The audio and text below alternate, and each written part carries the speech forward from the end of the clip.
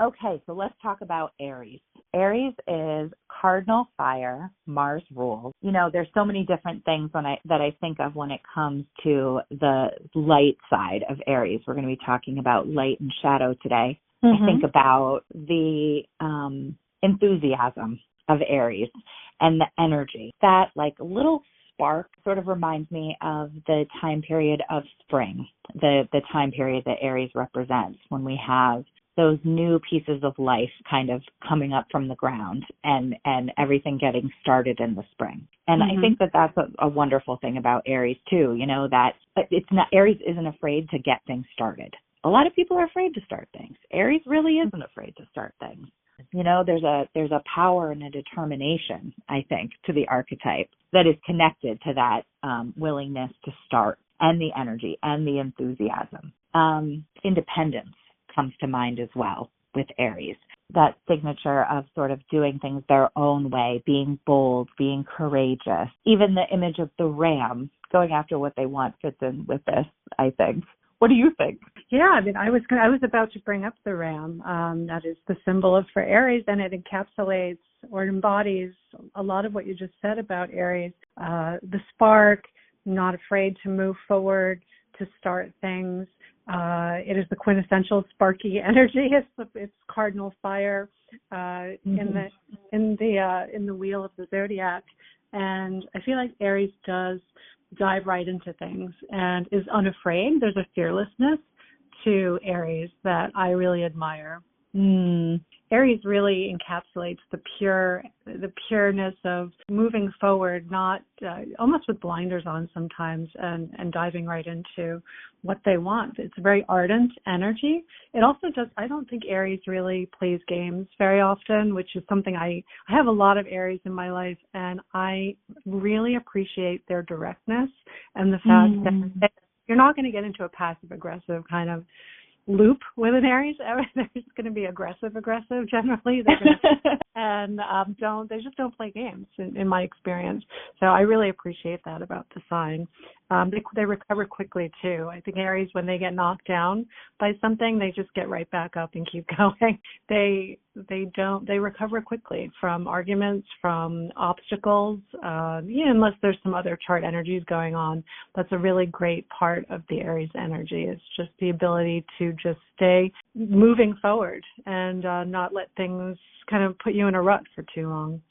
Yeah, 100%.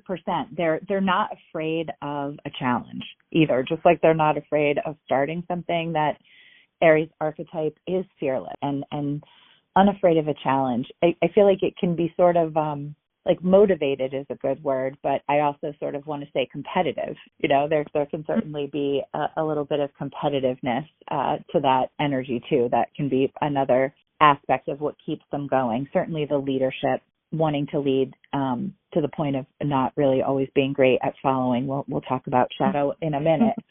But yeah, I think all of this can also lead an Aries to be quite innovative.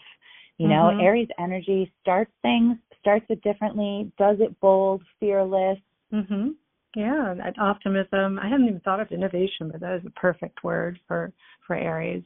Optimistic, just a diurnal energy that can really inspire that in others, can spark, keep going back to that word, can spark others into action. So command and leadership qualities are strong with Aries, and they're pioneers.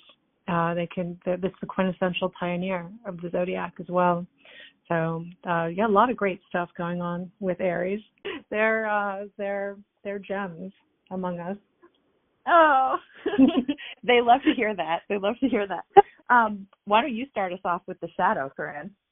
Yeah. So as I do have a lot of Aries in my life, I have lots to say on the less functional qualities of Aries or the shadow side.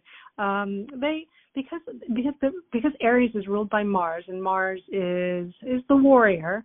Aries they are fighters at times. They certainly fight for what they believe to be true, and they have a lot of strong beliefs on things that can be somewhat, can be changeable if you convince them, but they definitely come out of the gate with strong opinions on things and will fight for those opinions. They can be combative. When Aries energy can be combative, almost be a little too quick to anger. Sometimes they're quick to be affronted by things. Of course, as I mentioned before, they do move on quickly from that, or they can if you encourage them in the right way, or they sort of see your perspective or just see that it's not useful to stay angry for too long, but somewhat quick to anger. Sometimes I find an intolerance for other people's opinions because Aries is so self-focused. Way. It's part and parcel to their energy that they might be intolerant of others' opinions, and sometimes there's a bit of a controlling vibe to Aries. If they do think their way is the right way, they can really try to impose on others. So those are some of the things that I've noticed that Aries, some of the less desirable qualities of Aries when in relationship with others. Yeah, no, those are really great things. I agree. There does seem to be a real a control thing for Aries, and maybe it's coming from that leadership perspective.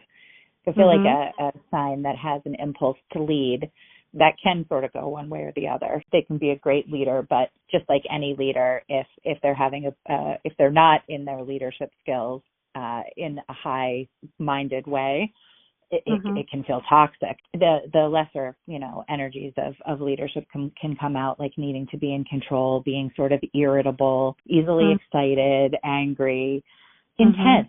I think Aries can be intense. And I also think that they can be a bit sort of foolish because of their enthusiasm. So sort of aside from how it affects others, the way it is for them on the inside, it always has made me think of, and I think there actually is a correlation between Aries and the Fool in tarot. That first, at the very beginning of the tarot deck, I believe. So that would make sense. And yeah, it always makes me think of Aries sort of enthusiastically juggling away, but not realizing that they're about to skip their way right off of a cliff. They're just so excited about what they're doing that they're not really looking where they're going properly. Yeah, they're not looking down at the ground. They're looking ahead into the distance. But the Fool is a perfect visual image for Aries, just stepping off of that precipice, but with great enthusiasm. I also think sometimes too much time alone can be bad for an Aries. They're very good at spending time alone to the point that they can spend a lot of time alone, but they're social creatures too. I mean, we all are. And so sometimes I think the shadow sides of Aries can be a little more likely to come out. Certainly also if they're not exercising with that Mars rulership.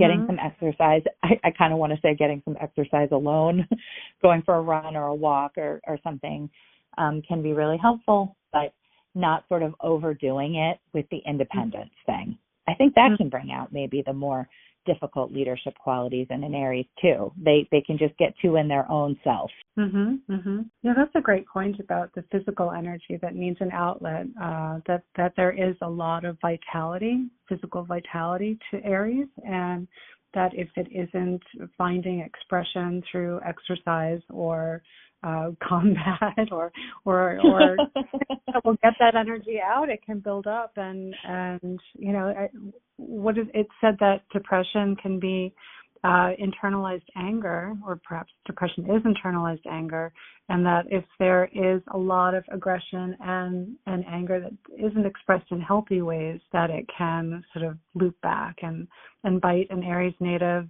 in ways that would be difficult to contend with just from a mental health perspective. So it seems important for that Aries energy to be connecting with other things. And what you said about Aries not spending a lot of time alone might be counterproductive. I wholeheartedly agree with that. Although Aries does sometimes, I have found with the Aries that I know, or the Arians that I know, that they do prefer a lot of time alone, and sometimes it's because they feel they just don't like a lot of people in the world, or a little bit of a misanthropic energy. But of course, yeah, I agree. No, I mean, and a lot of Aries too will note that I found that they have Pisces placements because the planets travel so closely together, the inner planets or the personal planets. So you might have an Aries sun and a Pisces moon, an Aries sun and a Pisces Venus, or Pisces Mercury. And so those are really challenging energies to bring together, that watery looseness of Pisces and the direct fire of Aries. I've found that to be a trend with Aries, and sometimes they have a hard time reconciling those two very different parts of themselves. I think that's a great point, and it makes me think about something else I was thinking just about the sign of Aries in terms of its light and shadow, but it really relates to someone who is trying to balance those Aries Pisces energies too, which is very common. But yeah, I was thinking about the way in which Aries can be, it's like sort of, it can be shadow side for them to be too self-protective, but it can be light side when they start protecting others. You know, when they're fighting for a cause, or they're trying to help someone, or they're really, they may be moving independently and they may be doing it like one-to-one, but when they feel like they're sort of a part of something bigger than themselves, that goes a long way, I think, to sort of help that energy come across a little differently. Not that it always comes naturally to an Aries to do that, but the Pisces conflict would help. Yeah, that's a great point. So what would you say your highlight and your low light? So, but with Aries, my highlight is there.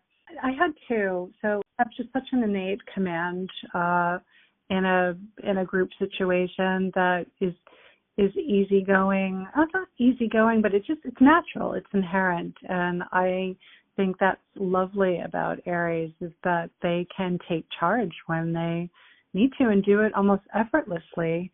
And there are situations you really need that, where it's really reassuring. And the other highlight, so I have two for Aries, is just that when you're loved by an Aries, it's like being so intensely loved. So their way of showing adoration and love is just intense, and it feels fantastic. So the love is, it's like unparalleled how strong that love can be. And I see memes online. The current trend in memes is to tease all of the signs, and Aries gets teased for kind of loving someone and then getting bored by them and moving on. I see a lot of that meme with regards to Aries. That is not my experience at all with Aries. I think that once they kind of lock on to you as an object of affection, that love can deepen over time and overcomes a lot of obstacles and fights and the natural conflicts that arise in a relationship. So, yeah, the love. Give that warrior something to fight for. Yeah, he's not giving up. Aries is very determined. Determination. I love that. Okay, that's a great highlight. What's your highlight for Aries? Okay, my highlight is very similar. My highlight for Aries is getting started. I think that they are amazing at starting things. And one thing that I've noticed in my readings is that a lot of people struggle with getting things off the ground. There's an awful lot of people out there saying, I really want to write a book, or I really want to move to another country, or I want to marry this person, but I haven't even told them how I feel, or something like that, or change jobs. A lot of people want to talk about things that they've been dreaming about for a long time but haven't done yet. And I don't see that very often from an Aries. They really don't have that. And when you talk to them about how you're not afraid to start things, you get an idea and you just go for it. They go, oh yeah, absolutely. I'm always starting things. I'm that person at work. I'm that person at home. I've changed courses a million times. So my highlight is getting started. Aries is great at starting things, and the world really needs that energy. I've heard sometimes Aries described as like the match in terms of it being a fire sign, right? It actually creates the fire from nothing, and that's amazing. It's like magic. Yes, it is like magic. That cardinal fire, that beginning of fire. Yeah. So what is your low light or your shadow side for Aries? Yes. Okay. So for shadow side, I picked their irritability. The irritability of Aries. It kind of feels like anxiousness or intensity. We might think of it as anger. Yeah, that would be mine. How about you? My primary shadow trait for Aries is along those lines. I wrote overreaction. I feel like Aries can overreact to things. That is part and parcel to their irritability and their anxiety. They're wired to be a little bit anxious and can overreact to certain phrases, take things the wrong way when they're not intended the wrong way, and generally be seeing people as wanting to as adversaries when they might miss that people are actually allies and don't mean anything by a certain action or a certain word. So I'd say their overreaction can get them into hot water sometimes, but fortunately for Aries, they like to hash things out and move on. So if you can ride that wild sea with an Aries of the overreaction followed by the maybe not an apology from an Aries, but the moving on and sort of moving forward, then if you can ride that sea, then it's a good thing. It's a good skill to learn with an Aries. I hadn't really thought of it exactly as overreacting, and it makes me want to also add like suspicious. They're sort of suspicious. Yes. But they are wonderful starters, and we love Aries, and thank you for talking about it with me today. Yeah.